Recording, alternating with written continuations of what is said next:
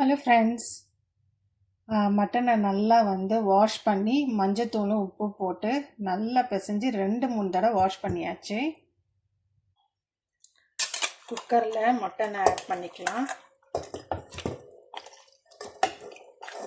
தூள் உப்பு ஆட் பண்ணிக்கிறேன். கல்லுப்பு தான் ஆட் பண்ணிக்கிறேன்.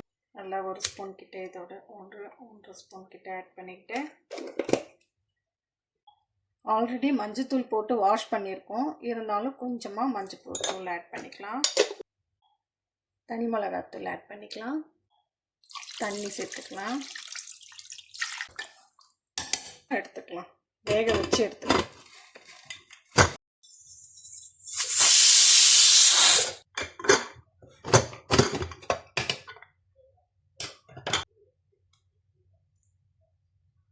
சூப்பராக இருந்திருக்கு.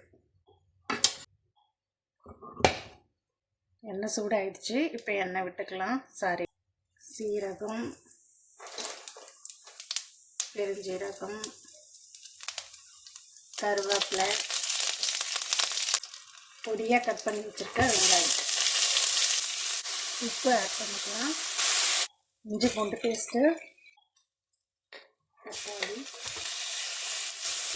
தக்காளி சாஸு, மஞ்சத்தூள், கொத்தமல்லி தூள், சீரகம், பெருஞ்சீரகம், கசகசா அரைச்சது, நல்லா வறுத்து அரைச்சது. தண்ணி கொஞ்சம் ஆட் பண்ணிக்கலாம். தண்ணி ஆட் பண்ணலாம்.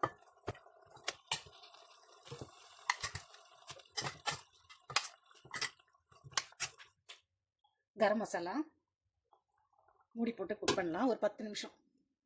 கொஞ்சமாக கறி வறுத்துக்கு போகிறேன். அதில் பெருஞ்சீரகம், கருவேப்பிலை, எல்லா தூளும் எடுத்து வச்சுருக்கேன்.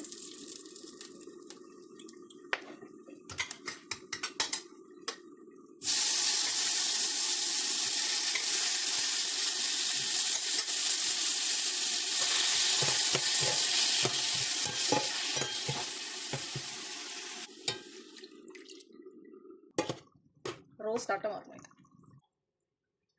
கடைசியாக புதினா கொத்தமல்லி ஆட் பண்ணிக்கலாம்.